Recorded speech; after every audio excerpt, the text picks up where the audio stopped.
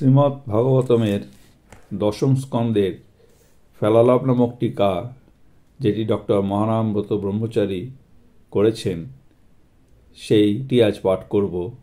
আজকের অধ্যায়ের নাম দামবন্ধন ও গোপীপ্রসাদ লীলা। এতে যশোদার দধিমন্থন ও শ্রীকৃষ্ণের দধিভাণ্ড ভঞ্জন ও জননী কর্তৃক রজ্জুবন্ধন লীলা বর্ণিত হয়েছে। দশম স্কন্দের নবম অধ্যায়। ওম ক্লীং কৃষ্ণায় নমঃ।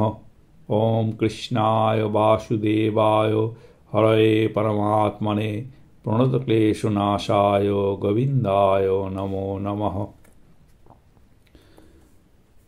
জননী যশোদা যে কি ভাগ্য করেছিলেন, পরীক্ষিত মহারাজের এই জিজ্ঞাসার যে উত্তর সুখদেব দিয়েছেন, তাতে তার নিজেরই তৃপ্তি হয়নি। তাই যশোদা যে শ্রীকৃষ্ণের নিত্যকালের জননী, তার দুয়ারে যে তিনি চিরবাধা, এই কথা না বলা পর্যন্ত মহারাজের জিজ্ঞাসার উত্তর হয় না। এটা মনে করে সুখদেব পরবর্তী কথাগুলি বললেন।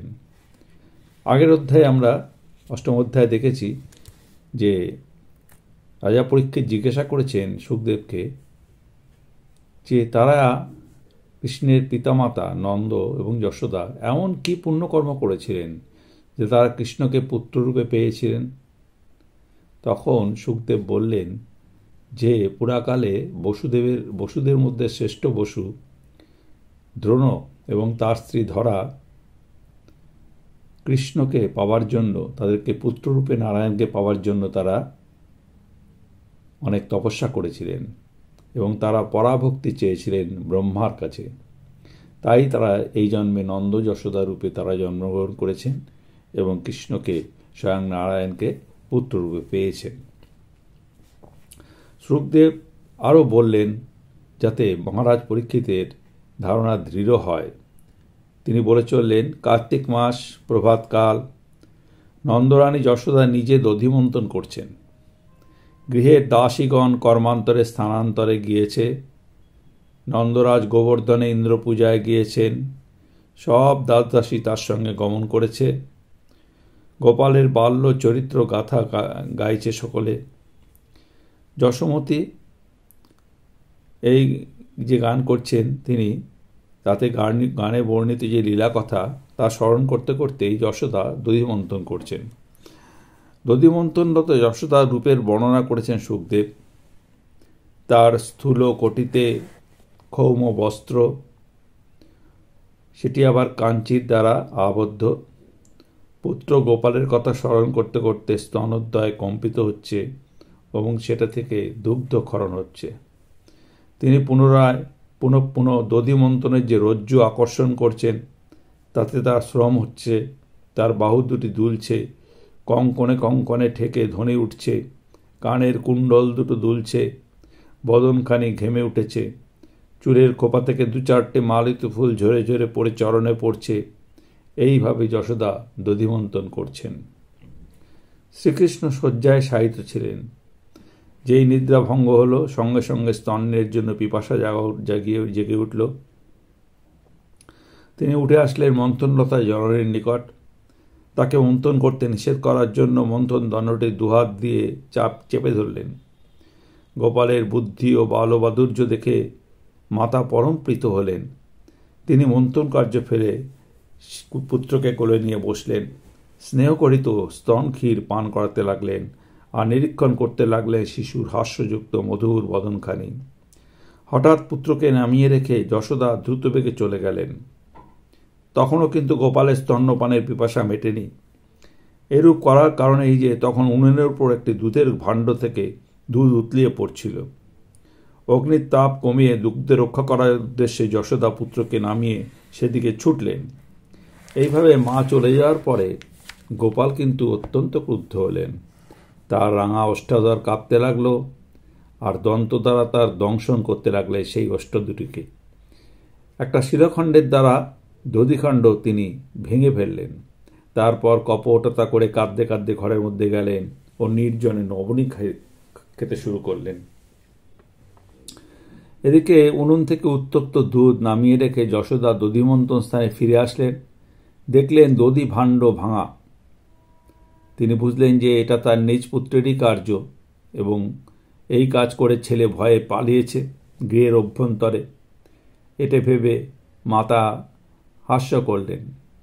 দৃষ্টিপাত করে যশোদা দেখলেন গোপাল উপর করা একটা উদুখলের উপর বসে আছে, শিকায় তোলা নবনী পেরে ইচ্ছা মতো বানরগুলোকে খাওয়াচ্ছে। চক্ষু দুটি তার ভয়ে চকিত। এই অবস্থায় গোপালকে দেখতে দেখতে মাতা পিছন দিক থেকে তার নিকটে এসে উপস্থিত হলেন। গোপাল দেখলেন মা আসছেন, তাকে শাসন করার জন্য তার হাতে একগাছা লাঠি। গোপাল তৎক্ষণাৎ উদুগল থেকে নেমে পলায়ন করলেন।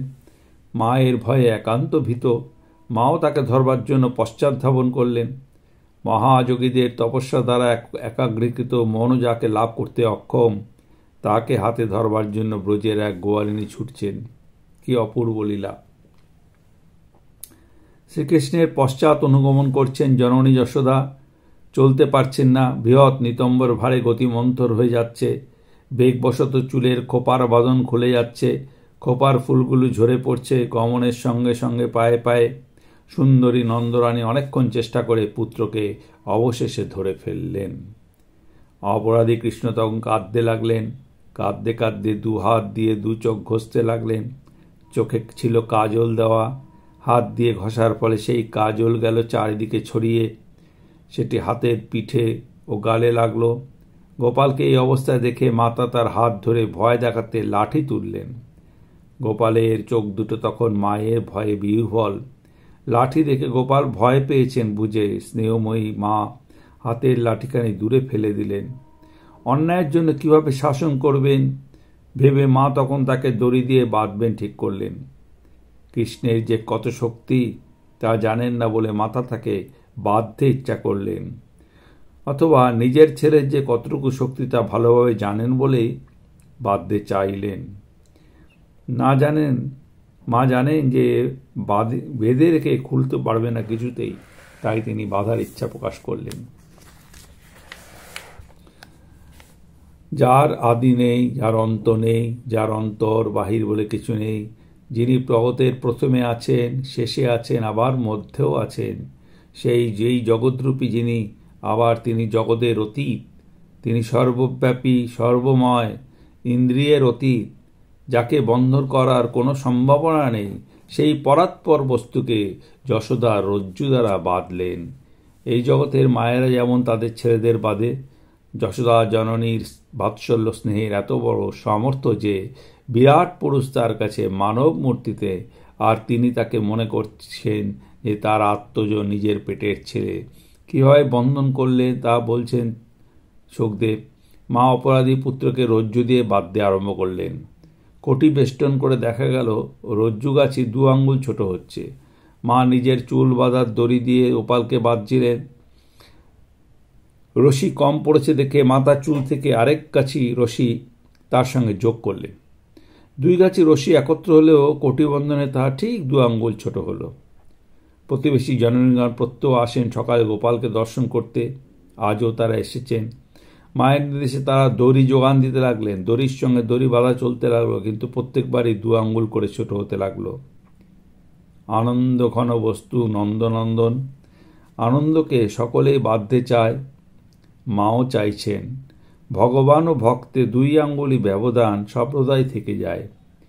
ভক্ত অগ্রসর হবেন সাধনার দ্বারা 1 আঙ্গুল, আর ভগবান তার করুণার দ্বারা নেমে আসবেন 1 আঙ্গুল। এই 2 আঙ্গুল কম, সেই জন্যই পড়ছে। ঘরে যত দড়ি ছিল সমস্ত একত্র করেও মা যশোদা কৃষ্ণকে বন্ধন করতে পারলেন না। সকল গোপীরা হাসলেন, মা বিস্মিতা হলেন। মা এতক্ষণ ভাবছিলেন নিশ্চয়ই বাঁধতে পারব, এখন বুঝলেন কিছুতেই বাঁধতে পারা যাবে না। অনেক সাধনের পর, অনেক সাধনায় কিছু হবে না, এই বোধ যখন জাগে তখনই সাধনা পূর্ণ হয়। মায়ের বন্ধনে সাধনা পূর্ণ হলো যখন তিনি বুঝলেন যে কিছুতেই গোপালকে বাঁধা সম্ভব নয়। গোপালকে বন্ধনের চেষ্টায় জননী ঘর্মাক্ত কলেবর হলেন। তিনি খোপার মালতী ফুলের যে মালা সেটি ছিন্ন ভিন্ন হয়ে গেল। মা পরিশ্রান্ত হয়ে পড়েছেন। মায়ের এই শ্রান্তি, সাধনত্ব, ক্লান্তি দেখে কৃষ্ণের কৃপা উদ্রেক হল। এইবার স্বয়ং কৃষ্ণ কৃপা করলেন। তিনি কৃপাপূর্বক স্বয়ং বন্ধন দশা স্বীকার করলেন। এই নিখিল বিশ্বজগৎ কৃষ্ণের অধীন, সকল দেবদেবী ঈশ্বর ঈশ্বরীগণ তার অধীন। তিনি আজ ভক্ত বাৎসল্য প্রদর্শনের জন্য জননী কর্তৃক বন্ধন স্বীকার করলেন। সর্বব্যাপকের বন্ধন যে হতে পারে না, তিনি তো সর্বব্যাপী, তার আবার বন্ধন কি? কিন্তু আজ তা স্বীকার করলেন মাতৃবাৎসল্যের মহিমা দেখাতে। সকল লীলাই তাই লক্ষ্মীপতির চৌর্য, যম যাহার ভয়ে ভীত, তার ভয় ও পলায়ন আনন্দময়ের রোদন, সবই একই কারণে, ভক্তের বশ্যতা হেতু। যে প্রসাদ আজ যশোদা পেলেন, সেই প্রসাদ অনাদিকাল থেকে আজ পর্যন্ত কেউ পায়নি। অভিন্ন স্বরূপ দেবাদিদেব মহাদেবও পাননি, নাভিকমলজাত ব্রহ্মাও এই প্রসাদ পাননি, বক্ষস্থল নিবাসিনী লক্ষ্মী দেবীও পাননি। প্রসাদটি কি? মুক্তিদাতার বন্ধন। যিনি বন্ধন মোচন করেন, তিনি বন্ধনে পড়েছেন গোয়ালিনীর হাতে। যশোদা দুলাল শ্রীকৃষ্ণ ভক্তগণের যেরূপ সুখলভ্য, ব্রহ্মভূত জ্ঞানীগণের সেরূপ সহজলভ্য নন।